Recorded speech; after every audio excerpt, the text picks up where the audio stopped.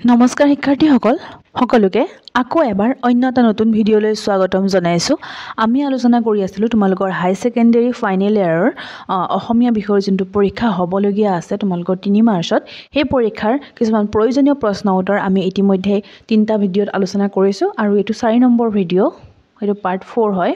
গতিকে আজি আমি আলোচনা কৰিম এইটো ভিডিঅ'ত প্ৰসংগ সংগতি দৰ্শাই কেনেকৈ ব্যাখ্যা কৰে। মই ভিডিঅ' অনাৰ কথা নাছিলে, কিন্তু এজন ষ্টুডেণ্টে কমেণ্ট কৰিছে প্ৰসংগ সংগতি দৰ্শাই ব্যাখ্যা কৰাৰ ভিডিঅ' লাগে বুলি, আৰু ষ্টুডেণ্টে যেতিয়া কমেণ্ট কৰে তেতিয়া ভিডিঅ'টো আনিবই লাগিব। সেইকাৰণে এই ভিডিঅ'টো লৈ অহা হৈছে। আৰু তোমালোক যদি চেনেলটোত প্ৰথমবাৰৰ বাবে আহিছা, চেনেলটো ছাবস্ক্ৰাইব কৰিবা, লগতে ভিডিঅ'টোত এটা লাইক কৰিবা আৰু কমেণ্ট কৰি জনাবা তোমালোকে ভিডিঅ'টো চাই কেনে পালা। এতিয়া আমি পলম নকৰি প্ৰশ্নসমূহ চাওঁ ব'লা। তোমালোকৰ বাবে প্ৰশ্নসমূহ লৈ অহা হৈছে।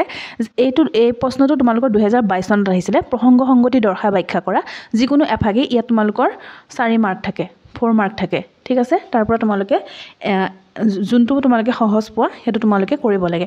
এতিয়া চোৱা, ইয়াতে দিছে সিদ্ধ মুনিগণে চিন্তিয়া নাপাৱে খোৱা কোলে, ত্ৰিজগত পতি ভকতি মিলিল মূৰ্খ মাধৱে বোলে। এতিয়া এইটো আমি কেনেকৈ উত্তৰত প্ৰসংগ সংগতি দৰ্শাই ব্যাখ্যা কৰিম মই কৰি দিছোঁ ধুনীয়াকৈ, তোমালোকে এবাৰ চাই লোৱা। যেতিয়া প্ৰসংগ সংগতি দৰ্শাই ব্যাখ্যা কৰিবলৈ আহে, তেতিয়া প্ৰথমতে আমি এটা পেৰেগ্ৰাফ লিখিব লাগে যে উক্ত কাব্যাংশ আমাৰ পাঠ্যপুথিৰ অন্তৰ্গত মহাপুৰুষ মাধৱদেৱ বিৰচিত উঠৰে উঠ বাপু গোপালহে বৰগীতটিৰ পৰা তুলি দিয়া হৈছে। কাব্যাংশৰ জৰিয়তে শ্ৰীকৃষ্ণৰ মাহাত্ম্য আৰু ঐশ্বৰিক মহিমাৰ লগতে মাধৱদেৱে নিজকে হেয় জ্ঞান কৰাৰ প্ৰসংগ উল্লেখ কৰিছে। এইটো দ্বিতীয় পেৰেগ্ৰাফ লিখিব লাগিব, ঠিক আছে। প্ৰথমতে আমি এটা পেৰেগ্ৰাফ লিখি ল'ম এনেকৈ, তাৰপিছত আমি দ্বিতীয় পেৰেগ্ৰাফটোত লিখিম। তাৰপৰা তৃতীয় পেৰেগ্ৰাফটোৰ কবিতাটোৰ মানে তোমালোকক যোনফাকি তোমালোকক ব্যাখ্যা কৰিবলৈ দিয়া অংশখিনিৰ কি বুজাইছে সেইটো তোমালোকে পিছৰটো পেৰেগ্ৰাফত তোমালোকে লিখিবা। ভগৱান হৈছে ভক্তৰ অধীন, একান্ত ভক্তিৰ দ্বাৰাহে তেওঁক বিচাৰি পাব পাৰি। যিজনা কৃষ্ণক সিদ্ধ মুনি ঋষিসকলে বহুত ধ্যান বহুত সাধনাৰ পাছতো বিচাৰি নাপায়, তেওঁক যশোদাই পৰম ভক্তিৰ বলত পুত্ৰৰূপে কোলাত লৈ বুকুত বান্ধি মৰম কৰিবলৈ সৌভাগ্য লাভ কৰিছে। ইয়াৰ জৰিয়তে ভক্তিৰ শ্ৰেষ্ঠত্ব প্ৰতিপন্ন কৰিছে। এই প্ৰসংগত মাধৱদেৱে নিজকে মুৰুখ অৰ্থাৎ মূৰ্খ বুলি নিজকে হেয় প্ৰতিপন্ন কৰি শেষত ভন্যতা পেলাইছে। এনেকৈ তোমালোকে লিখিবা। আৰু তোমালোকে যেতিয়া উত্তৰসমূহ লিখিবা, অসমীয়াৰ প্ৰশ্ন উত্তৰৰ আৰম্ভণি এটা ধুনীয়াকৈ দিবা, তাৰপিছতে যোনটো প্ৰশ্নত যিটো কথা সোধে সেইটো ধুনীয়াকৈ লিখিবা, অলপমান ব্যাখ্যা কৰি পেলাই লিখিবা। তাৰপিছতে তোমালোকে শেষত এটা সামৰণিৰ লাইন এটা লিখি দিবা। তেনেকৈ প্ৰশ্ন উত্তৰটো লিখিলে দেখিবলৈও ভাল হয় আৰু তোমালোকক নম্বৰটো সুন্দৰভাৱে দিবলৈও যোনে বহি চাই তেওঁ কুণ্ঠাবোধ নকৰে, ঠিক আছে। তাৰপিছতে আহিছিলে তোমালোকৰ এইটো আহিছিলে আঘোণৰ বাটটোহে কুঁৱলীৰে ঢকা, মন হাঁহ খেদি খেদি বন শেষ হ'ল, আঘোণৰ কুঁৱলীয়ে বাট ভেটি ল'লে। এইটো প্ৰসংগ সংগতি দৰ্শাই ব্যাখ্যা কৰিবলৈ আহিছে আৰু সেইটো ধুনীয়াকৈ ইয়াতে কৰি দিয়া হৈছে। কেনেকৈ কৰিব লাগে এইটো ক'লোৱে। প্ৰথমতে আমি এটা পেৰেগ্ৰাফ এনেকৈ লিখি ল'ম, তাৰপিছত এটা পেৰেগ্ৰাফ, তাৰপিছতে ইয়াতে লিখা হৈছে আৰু শেষত এটা পেৰেগ্ৰাফ এইদৰে সমাপ্তিৰ বাবে দি দিয়া হৈছে। তোমালোকে এইটো স্ক্ৰীনশ্বট লৈ লোৱা, ধুনীয়াকৈ পঢ়ি ল'ব পাৰিবা। আমি পিছৰটো চাওঁ। ইয়াৰ পিছতে আহিছিলে যে মই মোক মোৰ সন্তানৰ কাৰণে ক'ত থৈ যাম ক'ত, এনেকৈ এটা উক্তি দি দিছিলে আৰু এইটো উক্তিৰ পৰা তোমালোকক প্ৰসংগ সংগতি দৰ্শাই ব্যাখ্যা কৰিবলৈ দিছিলে। এইটো ধুনীয়াকৈ কৰা হৈছে, তোমালোকে এটা স্ক্ৰীনশ্বট লৈ লোৱা, পঢ়ি লোৱা। যিহেতু তোমালোকৰ পৰীক্ষা পালেহে সময় বহুত কম, গতিকে তোমালোকৰ সময়টো মই নষ্ট কৰিব বিচৰা নাই, সেইকাৰণে মই পঢ়ি থকা নাই। পঢ়ি ল'বা এবাৰ তোমালোকে। আৰু তোমালোকে ইয়াত নিজাববীয়াকৈও তোমালোকে ইয়াতে তোমালোকে লিখিব পাৰা, এড অন কৰিব পাৰা, ঠিক আছে। এইখিনিয়ে যে লিখিব লাগিব তেনেকুৱা কোনো কথা নহয়। এইখিনি তোমালোকে চাই পঢ়ি লোৱা, বুজি লোৱা, তাৰপৰা তোমালোকে নিজে এটা নোটছ বনোৱা। এদিন বা দুদিন সময় আছেই মাজত, গতিকে তোমালোকে নোটছ এটা বনাই পেলাই সেইখিনি পঢ়িবা। তাৰপিছত চোৱা, এটাটো তোমালোকৰ এনেকৈ আহে কবিতাৰ পৰা, আৰু এটা তোমালোকৰ গদ্যাংশৰ পৰা আহে। গদ্যাংশৰ পৰা দিয়ে এইটো চোৱা, সংগতি দৰ্শাই ব্যাখ্যা কৰা যিকোনো এচোৱা বুলি দিছে। ইয়াতো 4 নম্বৰৰ আহে, 4 মাৰ্কৰ আহে। তোমালোকৰ 2022 চনত আহিছিলে আৰু 2024 চনত আহিছিলে মেবি এনেকৈ, আৰু নহ'লে তোমালোকৰ কৈশোৰ কালৰ ওপৰত এটা প্ৰশ্ন থাকেই 4 নম্বৰৰ আহিছে। মই 2-3খন পেপাৰ চেক কৰিছোঁ, তাত পাইছোঁ, ঠিক আছে। গতিকে তোমালোকে সেইটোও চাই যাবা। আহি বয়ে নহয়, ঠিক আছে। মই কোৱা নাই যে আহি বয়ে, একদম কমন তোমালোকে পঢ়ি যোৱা। এতিয়া কমন পঢ়ি যোৱাৰ দেখিছা নহয়, কমন পঢ়ি পঢ়ি কি হৈছে, কমন পঢ়ি যোৱা, কিন্তু কুৱেশ্যনটো নাহিলে কি হ'ব আমাৰ, হয়নে? গতিকে চব পঢ়ি যাব লাগিব। আমি অসমীয়া কিতাপখনটো আমি চব পঢ়িয়ে থৈছোঁ, চব জানোৱেই, গতিকে তাৰ পৰা আমি লিখিবও পাৰিম। গতিকে তোমালোকে এইখিনি কেনেকৈ লিখা অলপ চাই যোৱা, বাকী তোমালোকে পাৰিবা। চোৱা, কি হ'ল একো কথা নাই, ইয়াৰ কাৰণে অশেষ ধন্যবাদ, ইও যে এটা দান। কেনেকৈ লিখিব লাগে দি দিছোঁ। ইয়াতে যদি তোমালোকে অকণমান লিখি লোৱা উক্ত কথাষাৰ বুলি লিখি পেলাই, উক্ত কথাষাৰ আমাৰ কিতাপখনৰ নাম লিখি দিবা।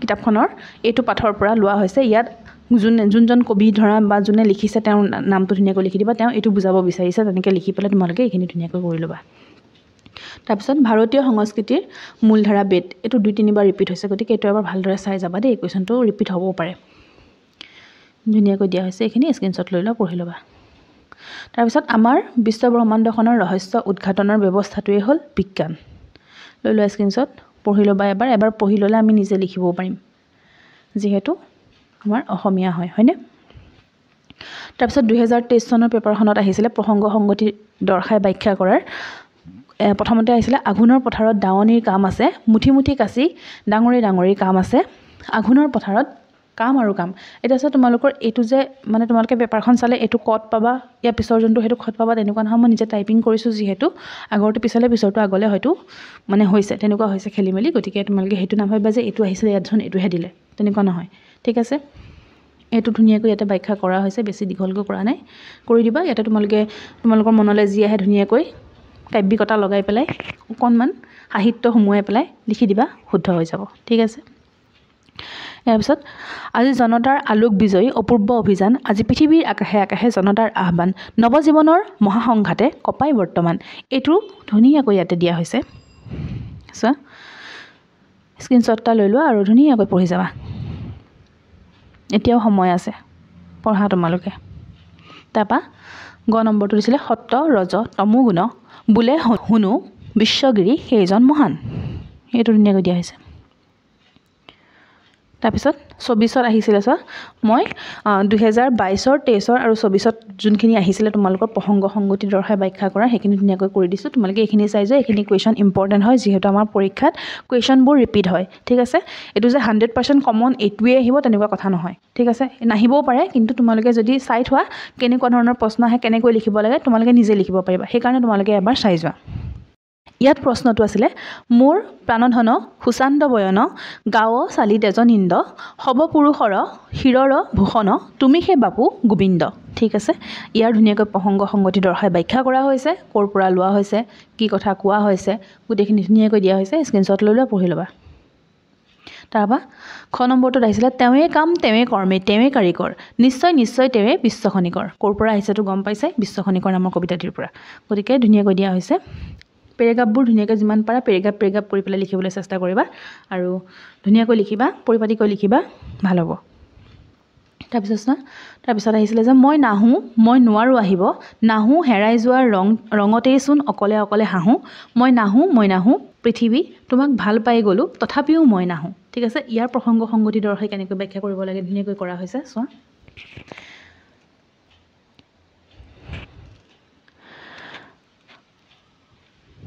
হৈছে স্ক্ৰীনশ্বট লৈছা ধুনীয়াকৈ পঢ়ি ল'বা তাৰপিছতে চোৱা এই 2024 চনত আহিছিলে আকৌ এইটো ভাৰতীয় দৰ্শন হৈছে মূল্যবোধৰ দৰ্শন ঠিক আছে ধুনীয়াকৈ দিয়া হৈছে কেনেকৈ কৰিব লাগে এইটো ইয়াত লিখা হৈছে উক্ত কবিতা ফাঁকি আমাৰ উক্ত কবিতা ফাঁকি নহয় আচলতে উক্ত কথা ফাঁকি হ'ব লাগিছিলে উক্ত কথা ফাঁকি হ'ব বুলি লিখিবা বা উক্ত বাক্য ফাঁকি তেনেকৈ লিখিবা উক্ত বাক্য ফাঁকি বুলি লিখিলেও ভুল নহ'ব এনেকৈ বাক্য ফাঁকি বুলি লিখি দিবা উক্ত বাক্য ফাঁকি আমাৰ পাঠ্যক্ৰমৰ অন্তৰ্গত মূল্যবোধ শিক্ষা কবি বুলি লিখিবা লেখক বুলি লিখিবা লেখক ডক্টৰ দুলুমণি গোস্বামীদেৱৰ পাঠটোৰ পৰা তুলি অনা হৈছে এনেকৈ কৰি পেলাই লিখিবা অকণমান টাইপিং মিষ্টেক হৈ আছে ক'ৰবাত সেইটো চাই ল'বা আৰু ইমানখিনি কৰিবলৈ সময় নাপালোঁ যিহেতু ভিডিঅ' অনা কথাই নাছিলে সেইকাৰণে মই বনোৱাও বহুত দেৰি হৈছে তাৰপিছত চোৱা এইখিনি ধুনীয়াকৈ দিয়া আছে আৰু তোমালোকে পৰীক্ষা দি আহি কুৱেশ্যন পেপাৰখন এই ইমেইল আইডিটোত তোমালোকে পঠাই দিবাচোন যোনে পাৰা দেই এইটো আমাৰ চেনেলৰ এটা ইমেইল আইডি হয় bawa64@gmail.com তোমালোকে এই bawa64 জিমেইলত তোমালোকে এটা মেইল কৰি পেলাই তোমালোকৰ যোনখন প্ৰশ্ন কাকত আহে প্ৰশ্ন কাকতখন পঠাই দিবা ঠিক আছে তোমালোকৰ কুৱেশ্যন পেপাৰ কেনেকুৱা আহে চাবলৈ মোৰো বহুত মন গৈ থাকে গতিকে যোনেই পাৰা যাৰে সুবিধা হয় অনুগ্ৰহ কৰি তোমালোকে পেপাৰখন ফটো উঠাই পেলাই মেইল কৰি দিবা ঠিক আছে তাৰপিছত কিশোৰীৰ মনৰ আটাইতকৈ গুৰুত্বপূৰ্ণ বৈশিষ্ট্য হ'ল পৰিস্থিতিৰ সংঘাত এতিয়া চোৱা এইটো কুৱেশ্যন চাগে এনেকেই আছিলে কিতাপত এইটো কুৱেশ্যন চাগে এনেকেই আছিলে তোমালোকৰ প্ৰশ্নত সেইবাবে এনেকৈ লিখা হৈছে, যেনেকৈ আছে প্ৰশ্নসমূহ তেনেকৈ লিখা হৈছে, ঠিক আছে। আৰু এইটো ধুনীয়াকৈ লিখি দিয়া হৈছে, চাই ল'বা এবাৰ তোমালোকে। এইটো ধুনীয়াকৈ স্ক্ৰীনশ্বট লৈ লোৱা, পঢ়ি ল'বা। ইয়াত ক'ৰবাত কবি আছে, কবিৰ ঠাইত লেখক বুলি লিখিবা, কবিতা ফাঁকিৰ ঠাইত বাক্য ফাঁকি বুলি লিখিবা, ঠিক আছে। যদি গদ্যাংশৰ পৰা আহে, পদ্যাংশৰ পৰা যদি আহে তেতিয়াহ'লে কবিতা বুলি লিখিবা, গদ্যাংশৰ পৰা যদি আহে তোমালোকে বাক্য ফাঁকি বুলি লিখিবা, ঠিক আছে। বুজি পাইছা এইখিনিলৈকে? তোমালোকে নিজৰ ফালৰ পৰা টো লিখিব লাগিব, কাৰণ কুৱেশ্যন যে এয়াই আহিব তাৰ কোনো মানে নাই। কুৱেশ্যন বেলেগ আহিব, বেলেগ যদি আহে তোমালোকে কেনেকৈ লিখিবা সেইটো ফৰ্মেটহে দিয়া হৈছে। তাৰপিছতে আজিৰ যুগ বিশ্বায়নৰ যুগ, বিজ্ঞান আৰু প্ৰযুক্তিবিদ্যাৰ জয়যাত্ৰাৰ যুগ দিয়া হৈছে ধুনীয়াকৈ কি গোটেইখিনি স্ক্ৰীনশ্বট লৈ লোৱা আৰু পঢ়ি ল'বা।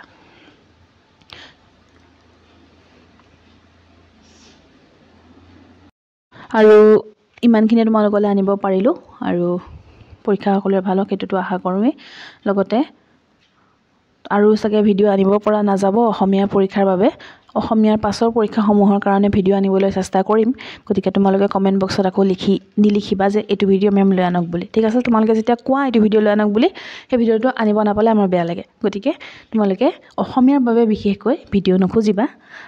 তোমালোকে বেলেগ ছাবজেক্টৰ কাৰণে কি ভিডিঅ' কেনেকুৱা ধৰণৰ ভিডিঅ' লাগে সেইটো জনাবা কমেণ্ট বক্সত, আৰু কমেণ্ট কৰি জনাবা ভিডিঅ'টো কেনে লাগিলে, কিবা এটা হ'লেও শিকিলা নে নিশিকিলা, বা তোমালোকে এইটোও জনাবা যে পৰীক্ষাৰ পৰা আহি পৰীক্ষা তোমালোকৰ কেনেকুৱা হ'ল। কমন পৰা নপৰা সেইটো পিছৰ কথা, কিন্তু পৰীক্ষাটো ভাল হ'ব লাগে। তোমালোকৰ কুৱেশ্যন তাৰ পৰাই থাকিব, যিমানখিনি দিয়া হৈছে তাৰ পৰাই তোমালোকৰ কুৱেশ্যন থাকিব। সেইখিনি নহ'লে তোমালোকৰ কুৱেশ্যনটো হয়তো অকণমান সলাই দিব পাৰে। আৰু আজিকালি দেখিছা নহয় কুৱেশ্যন কেনেকৈ কাটে, কুৱেশ্যনবোৰ আজিকালি তোমালোকৰ অলপ কটাৰ ধৰণটো অলপ বেলেগ হৈ গৈছে। আমি প্ৰশ্ন নাকাটো, গতিকে আমি ক'বও নোৱাৰোঁ যে এইটোৱে আহিব বুলি, ঠিক আছে। তোমালোকে পৰীক্ষাৰ আগদিনাখন যিকোনো এটা ভিডিঅ' চাই পেলাই পৰীক্ষা দিবলৈ যোৱাটো যুক্তিসংগত নহয়, ঠিক আছে। গতিকে তোমালোকে আগৰ পৰা পঢ়িছা, তোমালোকে আগৰ পঢ়াখিনি এবাৰ ৰিভাইজ দিবা, ভিডিঅ'সমূহো চাবা, এবাৰ ৰিভাইজ দিবা, তাৰপিছত ধুনীয়াকৈ পৰীক্ষা দিবলৈ যাবা। আৰু বেছি চিন্তিত নহ'বা, সকলোৰে পৰীক্ষা ভাল হ'ব, ভাল হওক সেইটোৱে কামনা কৰোঁ। আৰু আজি ভিডিঅ'টো ইমানতে শেষ হৈছে, গতিকে তোমালোকৰ অসমীয়া পৰীক্ষা সকলোৰে ভাল হওক সেই কামনাৰে আজি ভিডিঅ'টো ইয়াতে সামৰিছোঁ।